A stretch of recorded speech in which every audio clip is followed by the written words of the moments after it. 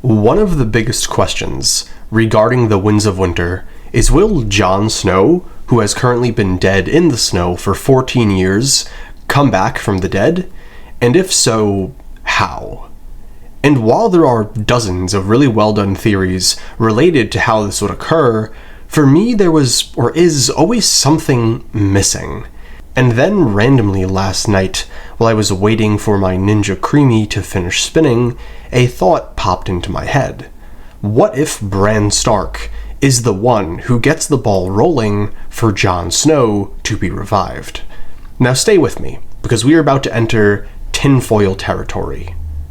From the start of Book 1, Bran Stark has this deep connection to not only the North, but to his brother Jon, who is at the Wall. In Bran 3, while he is in a coma, he has this incredible vision where he spots this. Finally, he looked north.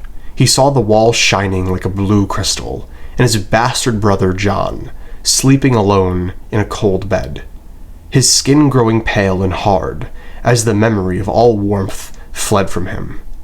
And he looked past the Wall, past endless forests, cloaked in snow, past the frozen shore, and the great blue-white rivers of ice, and the dead plains where nothing grew or lived. North and north and north he looked, to the curtain of light at the end of the world, and then beyond that curtain. He looked deep into the heart of winter, and then he cried out, afraid, and the heat of his tears burned on his cheeks. "Now you know," the crow whispered, as it sat on his shoulder. "Now you know why you must live." "Why?" Bran said, not understanding, falling. "Because winter is coming." And this quote, being the final thing that Bran sees in his vision before waking up, I find to be incredibly important, not only to Bran's future with the others, but with his brother Jon as well. I believe it's the story's way of directing us to Bran and Jon being essential to the battle for life itself. And when he sees his brother Jon, even though he doesn't know it at the time, he's seeing a glimpse of the future where Jon Snow is dead, with his body growing colder with every passing day. And this vision, while something that isn't always at the forefront of his thoughts, is something that haunts Bran's subconscious and informs many of the decisions that he makes throughout A Song of Ice and Fire. But this isn't just a one-way street. Bran haunts Jon's dreams the same way that Jon haunts Bran's dreams. In A Clash of Kings, Jon has this eerie dream about his little brother Bran. "Jon?" The call came from behind him, softer than a whisper, but strong too. Can a shout be silent? He turned his head, searching for his brother, for a glimpse of a lean, gray shape moving beneath the trees. But there was nothing, only a weirwood. It seemed to sprout from solid rock, its pale roots twisting up from myriad of fissures and hairline cracks. The tree was slender compared to the other weirwoods he had seen, no more than a sapling, yet it was growing as he watched, its limbs thickening as they reached for the sky. Wary, he circled the smooth, white trunk until he came face to face. Red eyes looked at him. Fierce eyes they were, yet glad to see him. The weirwood had his brother's face. Had his brother always had 3 eyes? Not always, came the silent shout. Not before the crow. He sniffed at the bark, smelled wolf and tree and boy. But behind that were other scents. The rich brown smell of warm earth, and the hard gray smells of stone. Something else, something terrible. Death, he knew. He was smelling death. He cringed back, his hair bristling, and he bared his fangs. "Don't be afraid.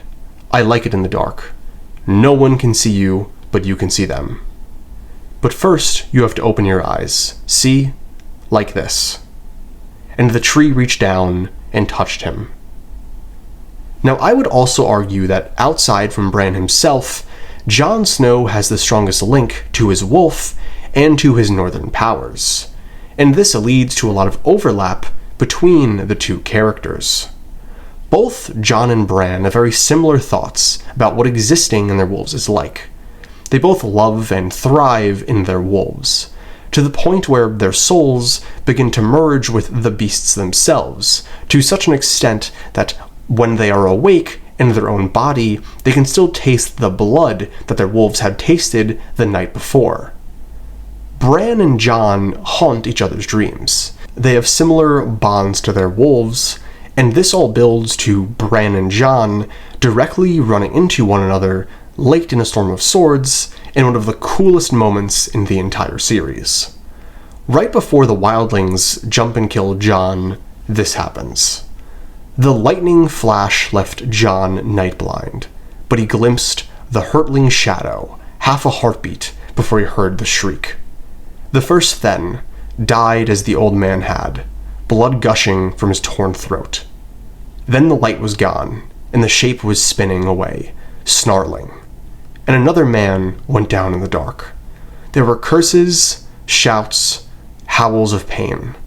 Jon saw Big Boil stumble backward and knock down 3 men behind him. Ghost, he thought, for one mad instant. Ghost leapt the wall, then the lightning turned the night to day, and he saw the wolf. Standing on Dell's chest, blood running black from his jaws. Gray. He's gray. So very clearly, there is this deep and intrinsic connection between Jon Snow and Bran Stark. A type of connection that goes beyond sheer coincidence and falls into the realm of prophecy and magical connection. And this is something that is going to be incredibly important for the future of A Song of Ice and Fire. Now, like I said at the start of this video, there are a lot of theories regarding how Jon Snow will be revived, but most people agree that Melisandre will be the one to cast whatever sort of spell or sacrifice that is needed to return Jon Snow's soul back to his body. But my question is, how on earth does she find out that he's even in Ghost to begin with? I mean, sure, she might have an idea that him and Ghost are linked, but she wouldn't have a way to confirm it. And this is where I believe Bran Stark is going to come into play. In Bran 3: A Dance with Dragons, we find out that Bran is becoming a much stronger skin changer, to an unforeseen level. We also learn that he is gaining the ability to not only see through time through the weirwood trees, but he's also gained the ability to skin change into Bloodraven's Raven. And unfortunately, or unfortunately for Jon, depending on what happens, Bloodraven has a very loud and mouthy crow that follows Jon around like it's his job. So I believe that Bran will either sense something has happened to his brother, or notice it physically through warging into the crow and seeing his brother dead. Then he will either sense Jon in Ghost's body somehow, and try and possibly warg into Ghost himself in order to have a pause on the ground experience at Castle Black, in which he will sense Jon's soul inside the direwolf, which I think will then cause him to talk through Bloodraven's crow to Melisandre by going, "Jon, Jon, Ghost, Ghost, warg, warg," or something of that nature, and that will give Melisandre the idea and or confirmation that Jon's soul is still alive in Ghost's body, which will then cause her to do some sort of revival ritual after Jon is revived. And I think the true part of the story with the others will only begin to unwind once Jon is revived and once him and Bran reunite in some capacity.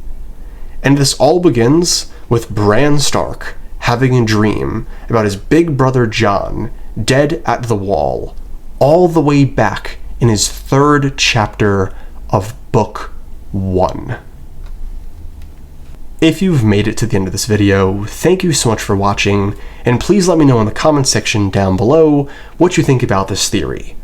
Also, for those of you who mentioned in the previous comment section that you are interested in me doing a scene-by-scene breakdown of the TV show, that will be happening soon. I am planning on releasing weekly episodes, breaking down each and every episode of the TV show in incredible detail. So stay tuned, and again, if you made it this far, thank you so much for watching, and I hope to catch you in the next one. Peace.